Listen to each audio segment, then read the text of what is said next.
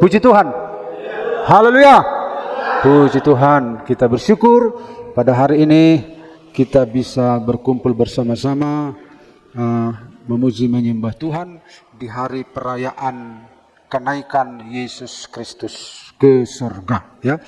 Jadi setelah Yesus bangkit 40 hari dia masih ada di dunia ini, dan dia sewaktu-waktu dia menampakkan diri kepada murid-muridnya, ya. Namun hari ini kita akan melihat tentang kenaikan Yesus Kristus. Dan 10 hari ke depan kita akan memanfaatkan kesempatan untuk berdoa bersama, yaitu menikmati kuasa Roh Kudus yang sudah Dia curahkan. Mari kita lihat Lukas 24 ayat 50 sampai 53. Lukas 24 ayat 50 sampai 53, ya. Mari kita baca bersama-sama. 1, 2, 3. Lalu Yesus membawa mereka keluar kota sampai dekat Betania. Di situ ia mengangkat tangannya dan memberkati mereka. Dan ketika ia sedang memberkati mereka, ia berpisah dari mereka dan terangkat ke sorga. Mereka sujud menyembah kepadanya. Lalu mereka pulang ke Yerusalem dengan sangat bersukacita. Mereka senantiasa berada di dalam bait Allah dan memuliakan Allah. Haleluya. Jadi Bapak Ibu, kita lihat setelah Yesus 40 hari menunjukkan diri kepada murid-murid, tibalah waktunya dia akan berpisah dengan murid-murid. Dan murid-murid yang mengantarkan Yesus itu ada 500 orang, ya. Kalau kita baca dalam 1 Korintus pasal 15, 1 Korintus pasal 15, berapa orangkah yang menyaksikan kenaikan Yesus? Di sini diberitahu kepada kita 1 Korintus 15 ayat 6. Sesudah itu ia menampakkan diri kepada lebih dari 500 saudara sekaligus, ya. Kebanyakan dari mereka masih hidup sampai sekarang, tetapi beberapa di antaranya telah meninggal. Nah, ini di zaman Rasul Paulus, ya. Jadi 500 orang sekaligus menyaksikan. Namun yang tetap setia menunggu janji Bapa, menunggu janji kuasa Roh Kudus, yaitu hanya 120 orang. Nah, kita lihat, kita santai saja, ya Bapak Ibu. Di dalam ayat 50 sampai 53, di sini tidak ada kita lihat omongan Yesus. Dia hanya membawa mereka keluar kota, lalu ia mengangkat tangannya dan memberkati tanpa bicara, ya. Dan ketika ia sedang memberkati mereka, ia berpisah dari mereka ke surga. Ini perpisahan yang tanpa kata, ya, tanpa kata. Namun mari kita lihat Bapak Ibu, apa yang pesan-pesan terakhir Yesus Kristus sebelum dia naik ke surga, itu kita lihat di dalam Lukas tadi, ya. Lukas pasal 24 tadi, ayat sebelumnya. Lukas 24 ayat 44. Nah, ia berkata kepada mereka, inilah perkataanku yang telah kukatakan kepadamu ketika aku masih bersama-sama dengan kamu. Yakni bahwa harus digenapi semua yang ada tertulis tentang aku dalam kitab Taurat Musa dan kitab Nabi-Nabi dan kitab Mazmur. Lalu ia membuka pikiran mereka sehingga mereka mengerti kitab suci. Katanya kepada mereka, ada tertulis demikian, Mesias harus menderita dan bangkit dari antara orang mati pada hari yang ketiga. Dan lagi dalam namanya berita tentang pertobatan dan pengampunan dosa harus disampaikan kepada segala bangsa mulai dari Yerusalem. Kamu adalah saksi dari semuanya ini. Dan aku akan mengirim kepadamu apa yang dijanjikan Bapakku. Tetapi kamu harus tinggal di dalam kota ini sampai kamu diperlengkapi dengan kekuasaan dari tempat yang maha tinggi, yang tinggi. Jadi setelah Yesus mengucapkan pesan-pesan ini, lalu ia membawa mereka keluar kota. Tidak ada lagi pesan. Dan Yesus mengangkat tangan, memberkati mereka. Dan Yesus naik ke surga. Nah, kita melihat ada pesan Yesus, pesan terakhir, ya. Ada pesan terakhir Yesus, coba. Ya. Pesan terakhir Yesus sebelum naik ke surga.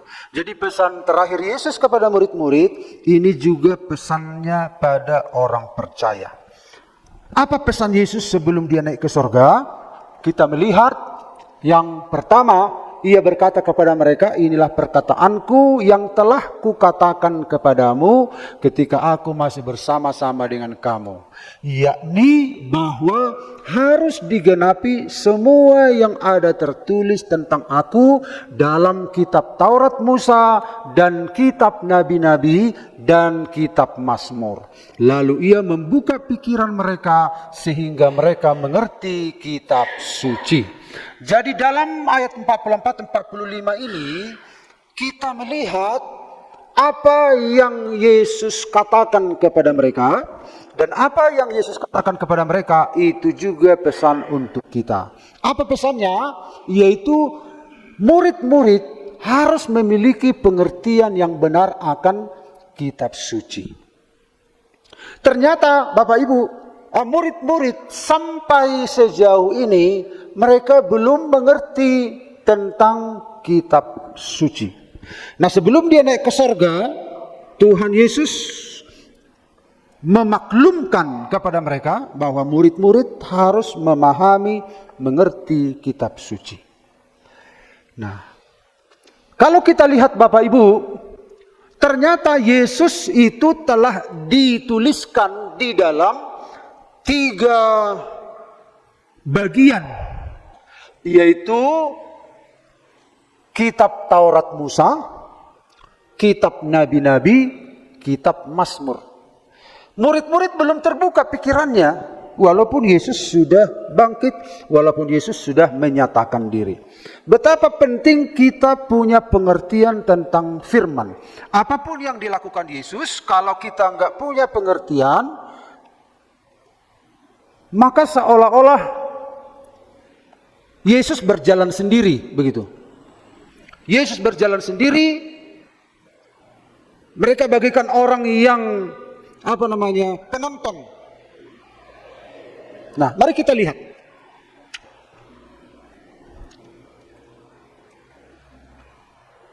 Apa yang dimaksud dengan tadi ini sambil menambah pengetahuan kita ya. Ada dikatakan kitab Musa, ada kitab Nabi-Nabi, ada kitab Mazmur. Nah, itu adalah kitab suci orang Yahudi. Jadi kitab suci orang Yahudi itu disebut Tanak, ya. Jadi kalau ditanya apa kitab suci orang Yahudi, ya, namanya Tanak. Mungkin belum pernah kita dengar. Nah, kali ini kita dengar. Kitab suci mereka tidak disebut Alkitab. Istilah kitanya Alkitab. Tapi kitab suci agama Yahudi itu disebut Tanak. Nah, Tanak itu terdiri dari 3 bagian. Tadi Yesus sudah menjelaskan, ya. Di dalam tentang aku telah dituliskan di dalam kitab-kitab Musa, di dalam kitab Nabi-Nabi, di dalam kitab Mazmur. Jadi kita lihat Tanak itu, ya, ada Torah atau Taurat, kitab Musa. Jadi apa yang dikatakan Yesus ini merujuk kepada kitab suci orang Yahudi. Murid-murid itu kan orang Yahudi, tapi mereka tidak tahu apa yang telah dituliskan di sana. Jadi jangan sampai juga kita sudah punya Alkitab, tapi kita nggak punya pengertian tentang apa yang dituliskan. Makanya tema ini, memiliki pengertian yang benar. Kita harus punya pengertian, ya. Makanya minta sama Tuhan supaya Tuhan memberikan kepada kita pengertian. Di akhir zaman ini banyak penyesat, ya. Apalagi menjelang kedatangan Tuhan yang kedua kali, penyesat banyak. Jadi anak-anak Tuhan itu seringkali mengambil kebenaran dari TikTok, dari Facebook, dari YouTube. Kalau kita nggak punya pengetahuan yang benar, kita ambil saja, kita telan bulat-bulat. Padahal bisa benar, bisa salah. Nah kalau kita punya basic, punya dasar, punya pengertian, langsung kita pahami, oh ini tidak benar, ini benar. Nah, gitu. Di satu sisi media sosial ini menolong memberitakan firman Allah. Makanya internet itu menjadi alat Tuhan untuk menjangkau orang di mana-mana. Kalau dulu kan orang harus menginjil dari pintu ke pintu. Nah, kalau agama lain kita kunjungi gimana? Kita bisa di penjara, kita bisa ditangkap, kita bisa dibunuh. Sekarang internet ini bisa mengunjungi orang sampai ke tempat tidurnya. Lintas ini melewati udara. Jadi lewat internet ini banyak orang yang sudah dimenangkan untuk Tuhan. Di mana penginjil-penginjil nggak bisa menjangkau. Tidak ada izin untuk KKR. Tidak ada izin mendirikan gereja. Tapi internet ini bisa memasuki setiap rumah. Dan bisa bicara kepada setiap orang. Tidak ada yang bisa menghalangi. Itu positifnya, ya. Ada TikTok, ada YouTube, ada Facebook, ada segala macam. Tapi kita harus punya dasar. Kita harus punya pemahaman, pengertian yang benar. Bapak Ibu perhatikan, murid-murid belum punya pengertian. Makanya sebelum Yesus naik ke surga, ini ditekankan supaya mereka mengerti. Nah, yang kedua, ini yang pertama. Jadi Tanakh itu terdiri dari Torah atau Taurat. Taurat inilah kitab Musa yang dimaksud. Kemudian yang kedua, bagian yang kedua itu adalah disebut Nevi'im, kitab nabi-nabi. Benar yang dikatakan Yesus, di dalam kitab Musa ada tertulis tentang aku. Di dalam kitab nabi-nabi juga ada tertulis tentang aku. Nah, kemudian bagian yang ketiga dari Tanakh itu disebut Ketuvim, tulisan-tulisan. Termasuk di dalamnya Mazmur. Termasuk di dalamnya Kidung Agung. Nah, ada beberapa ya. Ada nabi-nabi, ada tulisan-tulisan, ada Taurat, ada Torah. Jadi 3 bagian yang dikatakan Yesus ini, di dalam 3 bagian ini semua menceritakan tentang Yesus. Tetapi murid-murid tidak paham. Kamu membaca kitab suci, tetapi kamu tidak mengerti. Makanya ketika kita membaca kitab suci, kita harus minta Tuhan, berikan kepadaku pengertian. Amin. Karena pengertian itu tidak muncul dengan tiba-tiba. Rasul Paulus berkata dalam Roma pasal yang ke-10 kalau tidak salah dikatakan, bangsa ini gigih melakukan ibadatnya. Nah, kalau coba saya lihat di sini benar atau tidak yang saya ucapkan. Oh betul. Roma 10 ayat 1 sampai ayat 3. Saudara-saudara, keinginan hatiku dan doaku kepada Tuhan ialah supaya mereka diselamatkan. Siapakah mereka ini? Orang Yahudi yang punya Tanakh, kitab suci. Ya. Sebab aku memberi kesaksian tentang mereka. Jadi ternyata Paulus menyaksikan tentang agama Yahudi ini. Bahwa mereka sungguh-sungguh giat untuk Allah. Mereka bukan orang malas. Mereka itu sungguh-sungguh giat untuk Allah. Kemudian dikatakan, tetapi tanpa pengertian yang benar. Sebab oleh karena mereka tidak mengenal kebenaran Allah, dan oleh karena mereka berusaha untuk mendirikan kebenaran mereka sendiri, maka mereka tidak takluk kepada kebenaran Allah. Bapak Ibu bayangkan, inilah kenyataan juga di dalam dunia kekristenan. Makanya setiap kita mendengar firman, setiap kita membaca firman, minta pada Tuhan, Tuhan berikanlah kepadaku pengertian. Berikan kepadaku pemahaman. Karena Yesus berkata, mintalah maka akan diberi. Ketoklah maka pintu akan dibukakan. Carilah maka kamu akan mendapat. Dalam Hosea berkata, Tuhan menghendaki orang yang mengenal Allah. Kalau kita rindu mengenal Allah, Dia akan muncul seperti fajar. Dan Dia akan datang seperti hujan.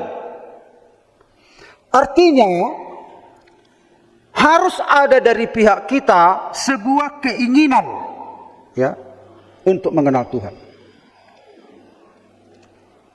Tuhan itu tidak mau mengumbar sebuah kebenaran kalau orang itu nggak butuh. Misalnya, satu waktu Yesus memberikan perumpamaan kepada murid-murid. Benih itu jatuh di pinggir jalan.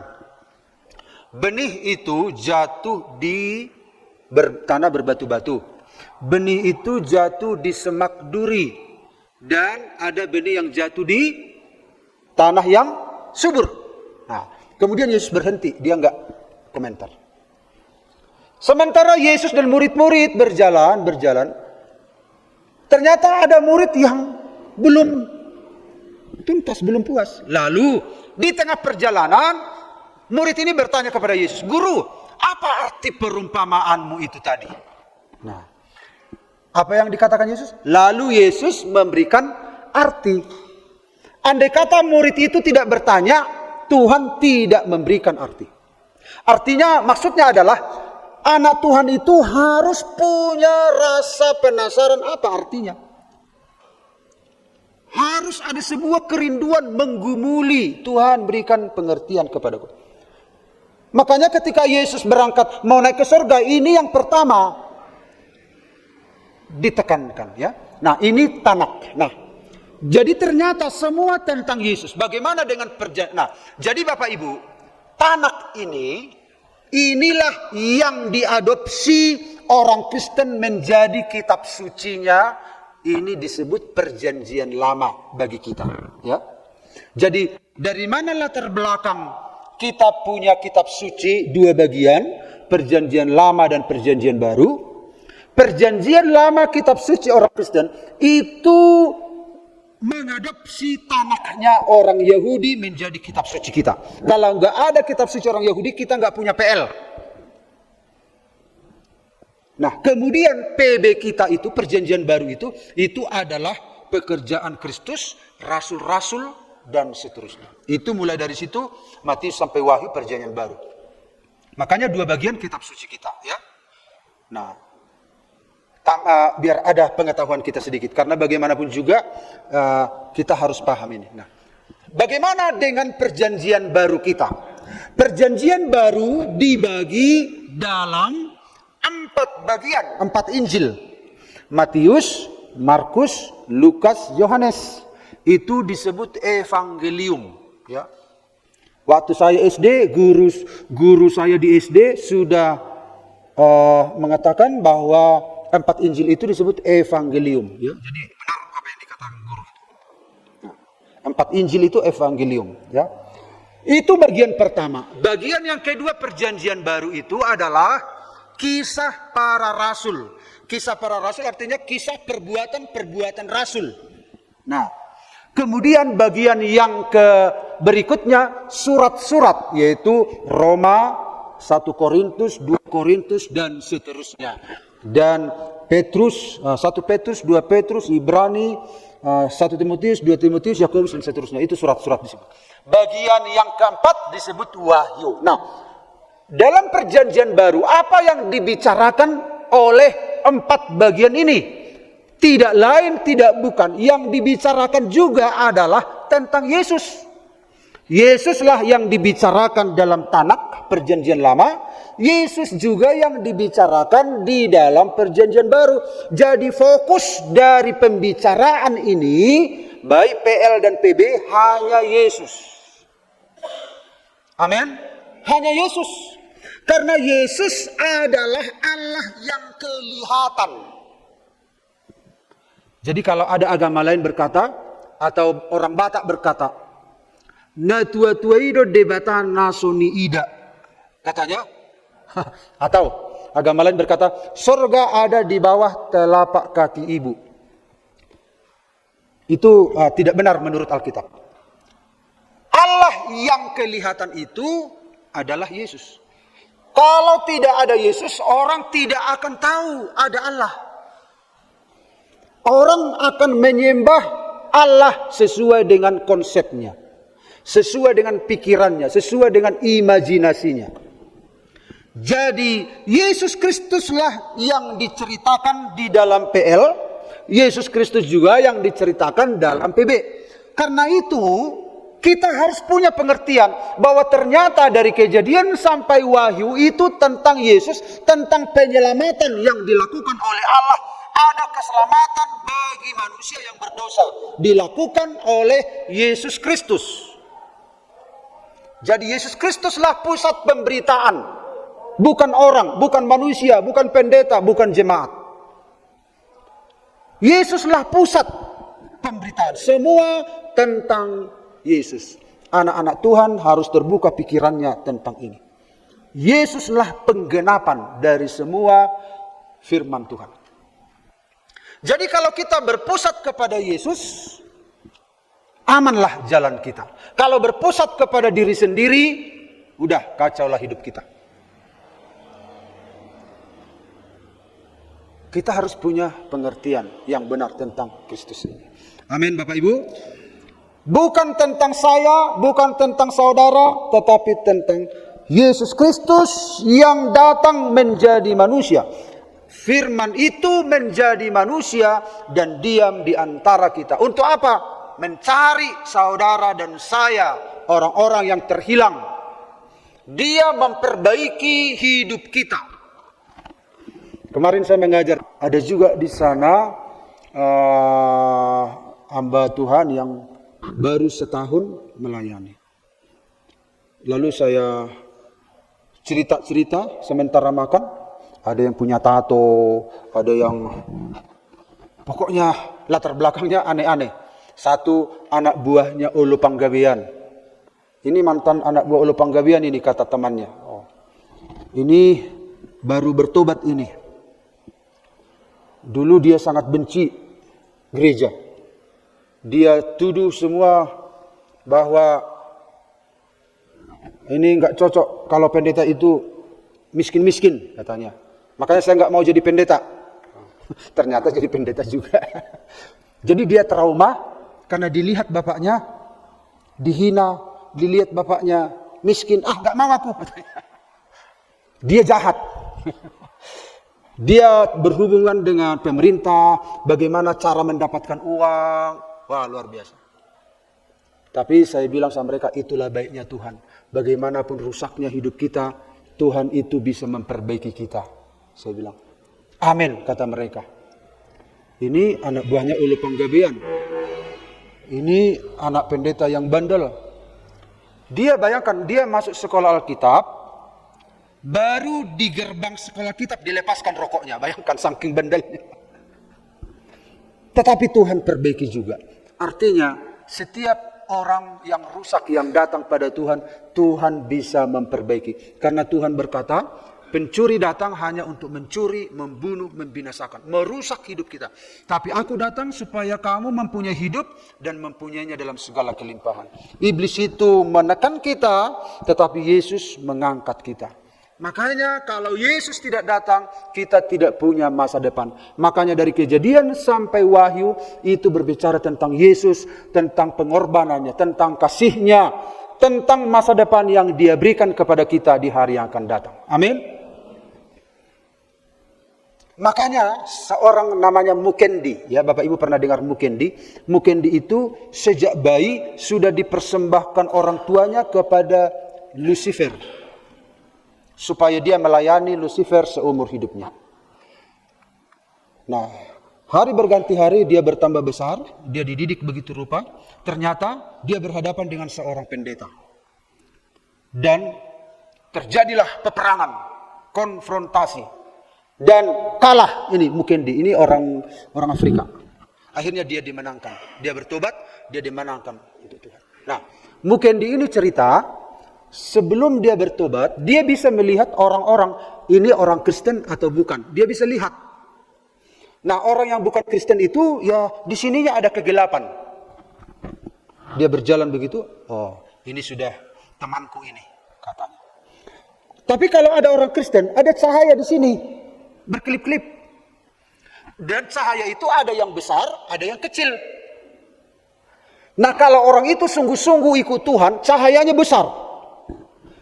Jadi sambil jalan orang, dia bisa lihat dari sudut pandang kuasa kegelapan, dia bisa lihat. Jadi iblis saja bisa lihat mana orang Kristen sungguh-sungguh, mana yang setengah-setengah, mana yang Kristen KTP. Dia bisa lihat. Ada yang cahayanya kecil. Oh, ini belum sungguh-sungguh ini. Tapi Tuhan mengasihi dia begitu. Tapi ada yang cahayanya besar. Nah, jadi saudara-saudara, cahaya itu Yesus. Yesuslah yang menerangi hidup kita. Makanya disebut Yesus terang dunia. Dia bercahaya. Yesus terang dunia. Dia bercahaya. Dia menerangi. Dia benar-benar menjadi pelita di dalam hati kita. Itu iblis bisa melihat begitu. Apalagi Tuhan. Ya. Jadi kalau kita berjalan, ada kuasa kegelapan di sana, ada dukun di sana, dia bisa lihat ini sungguh-sungguh atau enggak. Makanya kalau ada cahaya, tidak heran Bapak Ibu, saudara menjadi sasarannya. Kalau tidak ada cahaya, enggak dong aku Bion. Gitu. Tapi kalau ada cahaya, saudara menjadi sasarannya. Tapi jangan takut karena dia akan dikalahkan. Amin. Perlu pengertian tentang firman. Jangan masuk telinga kiri, keluar telinga kanan. Amin. Tapi biarlah masuk telinga kiri, masuk telinga kanan, kemudian masuk ke dalam hati. Haleluya. Jadi kalau masuk dari sini terus hambat dari sini. Jangan. Masuk ke dalam. Nah, yang kedua. Katanya kepada mereka, ada tertulis demikian. Mesias harus menderita dan bangkit dari antara orang mati pada hari yang ketiga. Dan lagi dalam namanya berita tentang pertobatan dan pengampunan dosa harus disampaikan kepada segala bangsa. Mulai dari Yerusalem, kamu adalah saksi dari semuanya ini. Sebelum Yesus naik ke surga, pesan yang kedua adalah murid-murid harus memberitakan pertobatan yang membawa kepada pengampunan dosa. Nah, jadi ada dua hal kita lihat di sini, pesan Yesus kepada murid-murid, pertobatan dan pengampunan dosa. Di sini dikatakan pertobatan yang membawa kepada pengampunan dosa. Nah, jadi pertobatan harus kita pahami dengan benar. Ya, apa artinya pertobatan? Pertobatan itu metanoia. Metanoia itu perubahan pikiran, berbalik arah.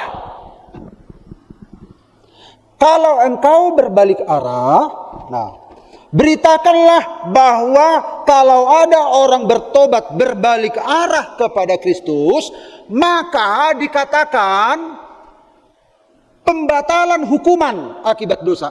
Katakan, beritakan ini kepada semua orang.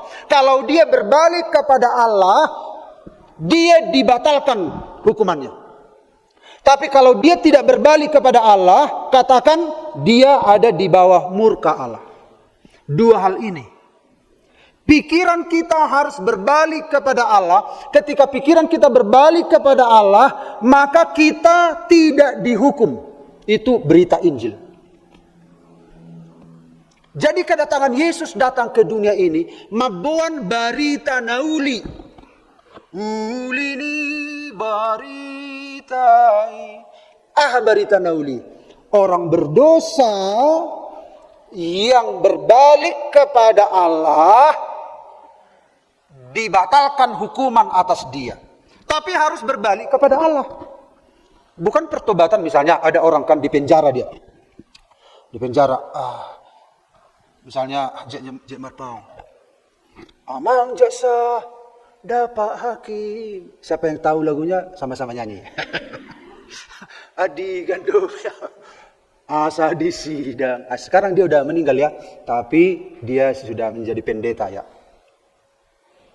Ini nggak 3 bulan di mana di penjara? Nggak 3 bulan. Ya guys, baru. Alai daang dope surat panggilan. Kemudian dikatakan Jorama ibana. Kasus di mana hati kisi? Pencopet ya? Itu tuh ya, Pak Sian. Jora gabedang pencopet bibana. Ya, gabedang pencopet. Setelah itu, ya sudah, hanya mengubah dari pencopet tidak jadi pencopet. Ini bukan pertobatan yang sempurna sesuai yang dimaksud Tuhan. Pertobatan yang dimaksud Tuhan adalah dia berbalik kepada Tuhan. Jadi kalau dia hanya bertobat artinya dulu pencopet jadi tidak pencopet, itu bukan pertobatan berbalik arah 180 derajat. Dia hanya mengubah perilaku. Pikirannya nggak beralih, nggak kembali kepada Tuhan. Dia hanya berubah perilaku. Misalnya dia bandal, contoh. Alanong habis daging nei ide gizolma akhirnya dang bandal bibana. Berarti dia berubah dari bandal kepada tidak bandal. Ini bukan pertobatan yang dimaksud Tuhan. Dia hanya mengubah perilaku. Tetapi pertobatan yang dimaksud Tuhan itu kembali kepada Allah. Otomatis perilakunya berubah. Otomatis perilakunya berubah kalau dia kembali kepada Allah. Pikirannya kembali kepada Allah. Jalan-jalannya kembali kepada Allah. Makanya sebelum Yesus naik ke surga, 2 hal ini harus diberitakan. Kalau orang bertobat, maka hukuman dibatalkan atas dia. Kalau dia kembali kepada Allah. Tapi kalau dia tidak kembali, hukuman tetap ada pada dia. Walaupun Yesus datang ke dunia ini menyelamatkan orang, kalau orang tidak mau percaya, kalau orang tidak mau berbalik, tetap hukuman datang atas dia. Yesus mati untuk semua orang. Orang Hindu, orang Buddha, orang Islam, si pelebegu, sude. Karena satu korban sekali untuk selamanya untuk semua manusia. Tetapi pengorbanan Yesus hanya efektif berlaku bagi orang yang percaya. Yohanes 3:16, karena begitu besar kasih Allah akan dunia ini, sehingga ia mengaruniakan anaknya yang tunggal. Jadi Tuhan mengasihi semua orang, bukan hanya Kristen, semua orang. Tuhan mengasihi, kasihnya enggak beda-beda. Tetapi selanjutnya dikatakan, supaya barang siapa yang percaya kepadanya tidak binasa. Jadi yang tidak binasa siapa? Orang yang percaya. Walaupun Yesus mati untuk semua orang, tapi hanya bagi orang percaya yang tidak binasa. Makanya perlu kita memberitakan pertobatan dan pengampunan dosa. Kemudian kita lihat, jadi kesimpulan poin yang kedua ini adalah yang diberitakan oleh anak-anak Tuhan berbalik arah kepada Allah, maka hukuman akibat dosa dibatalkan. Jadi kalau ada saudara-saudara kita, bagaimana diterima Tuhan kah aku? Enggak, beritakan. Kita ini semua pemberita Injil, kamu diterima Tuhan, kamu diampuni Tuhan, Tuhan bisa memperbaiki hidupmu. Seperti yang saya ceritakan tadi, ya mahasiswa-mahasiswa itu. Bayangkan, dia anak buah Olo Panggabean. Wah, botang dia. Tetapi kenapa bisa diubah oleh Tuhan? Karena dia berbalik. Kalau dia tetap dalam hidup yang lama, dia dihukum. Tuhan tidak pernah menolak orang. Yang penting datang. Bahkan seberapa detik pun orang itu datang mau mati, Yesus terima. Contohnya yang di sebelah kanan Yesus, orang penjahat. Orang penjahat itu berkata, Yesus, ingatlah akan aku. Apa kata Yesus? Sadariom ma'au rabdohoto diperdeiso di debata. Karena hidup itu adalah kesempatan. Kalau sudah mati, berdoa pun kita untuk orang mati, supaya Tuhan terimalah dia di sisimu. Gak ada gunanya. Selama hiduplah ada kesempatan. Katakan kepada semua orang, Tuhan menerima bagaimanapun keadaannya. Amin. Tuhan menerima. Tuhan bisa memperbaiki. Yang rusak juga dibetulkan dengan penuh kasih sayang. Itulah hatinya Tuhan. Makanya ketika Yesus mau naik ke surga, ini dipesankan. Tuhan menerima semua orang. Kita nggak boleh punya syarat. Oh, kamu bisa datang ke gereja kami kalau 1, dang mengalang mudar. 2, paso sigaret mi. Tolu, opat. Nah, itu syarat siapa? Semua orang bisa datang pada Tuhan, amin. Di dalam gereja baru dia diperbaiki. Di luar gak bisa diperbaiki orang, gak bisa. Di dalam Tuhan orang bisa diperbaiki. Makanya panggil semua orang datang pada Tuhan. Jangan bikin syarat. Karena dia mengasihi kita tanpa syarat. Itu hatinya Tuhan. Makanya semua tentang Yesus, tentang hatinya Yesus, tentang kasih Yesus. Bukan kasih kita kan bersyarat. Kasih Yesuslah yang perlu ada di dalam gereja kita. Kita mengenal Tuhan dengan benar. Semua yang rusak bisa diperbaiki oleh Tuhan. Haleluya. Yang terakhir adalah, dan aku akan mengirim kepadamu apa yang dijanjikan Bapakku, tetapi kamu harus tinggal dalam kota ini sampai kamu diperlengkapi dengan kekuasaan dari tempat tinggi. Yang ketiga, pesan yang ketiga, menerima Roh Kudus agar menjadi pengikut Kristus yang efektif. Aku akan naik ke surga, tapi Roh Kudus akan datang padamu supaya kamu menjadi orang Kristen, menjadi pengikut Kristus yang efektif. Nah, akhirnya Tuhan menjanjikan kuasa Roh Kudus. Apa artinya efektif? Ya, kita lihat dalam kamus bahasa Indonesia, efektif artinya ada efek, ada pengaruh. Jadi supaya kita menjadi pengikut Kristus yang punya pengaruh, yang ada efek, maka Roh Kudus harus kita izinkan tinggal dalam hidup kita. Apa artinya efektif? Manjur, mujarab. Dapat membawa hasil, berkhasiat, sakti, tokcer. Nah, supaya saudara dan saya menjadi orang Kristen yang efektif, Roh Kudus harus kita izinkan bekerja dalam hidup kita, menguasai hidup kita. Sehingga ketika Roh Kudus bekerja, saudara menjadi jemaat GPD Parapat yang tokcer, amin. Jemaat GPD Parapat yang sakti. Wah, makanya benar-benar sakti Bapak Ibu. Nah, udah pernah saya ceritakan ya, yang terakhir di Ajibata itu pernah ada orang dirasuk setan ya, dirasuk setan. Saya itu kan hamba Tuhan yang masih kurus waktu itu, masih pemula ya. Ada di situ ada bapak-bapak ijorat pigahala ama majorat di mana, sampai ribut. Wah, ijorat asasok. Datang yang dirasuk setan ini. Wah, gampang kali dia dilemparkan. Kemudian ada lagi namalo, ibu bulung-bulung. Lau bolis katanya, lau bolis, bulung rata. Lau bolis. Nah, dang lau si polisi. Nah, kemudian saya intip-intip dari jendela. Ada apa? Gitu. Lalu saya dipanggil. Anang padita beri kamu jam gitu. Ngaber mali ngapiga majorat di mana alai pitak do sudi. Ngaibain bulung rata. Alai dang datanglah saya yang kurus ini. Saya kan masih kurus, masih begini. Dalam nama Yesus, keluar iblisnya. Saya menjadi anak Tuhan yang tokcer. Amin. Saudara dan saya menjadi anak Tuhan yang berkhasiat, yang sakti. Mau menjadi sakti mandraguna? Kalau Roh Kudus bekerja dalam hidup setiap anak Tuhan, saudara benar-benar sakti, lebih sakti dari dukun. Ternyata istilah sakti ini bisa juga dipakai untuk anak-anak Tuhan. Kalau Roh Kudus tinggal dalam hidup kita. Makanya menjadi orang Kristen yang efektif, punya pengaruh, ya, menjadi orang Kristen yang sakti, berkhasiat, yang tokcer. Roh Kudus harus ada dalam hidup kita. Haleluya. Karena Roh Kudus itu adalah pribadi ketiga dari Tritunggal. Ya, Bapa, Putra, Roh Kudus. Mau menjadi jemaat GPDI yang sakti? Izinkan dia bekerja. Dan di dalam setiap anak Tuhan sudah ada Roh Kudus. Seperti pengakuan Mukendi tadi, ada cahaya. Tapi cahaya itu harus semakin besar. Semakin besar. Saudara menjadi orang yang dahsyat.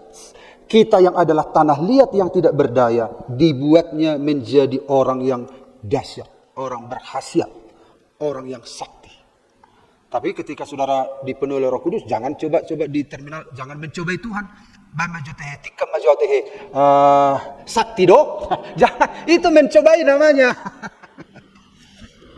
Lalu dikatakan, kan firman Tuhan bilang, maka ketika minum racun, maka racunnya tidak mempan. Coba dulu tes dulu teh. Minum maju racun, bado, sakti do. Jangan, itu mencobai Tuhan namanya. Tapi kalau orang sengaja, tanpa saudara-saudari, itu tidak mempan. Dan saudara tidak bisa dirasuk setan. Orang percaya tidak bisa dirasuk setan. Ingat. Amin. Tidak bisa dirasuk setan.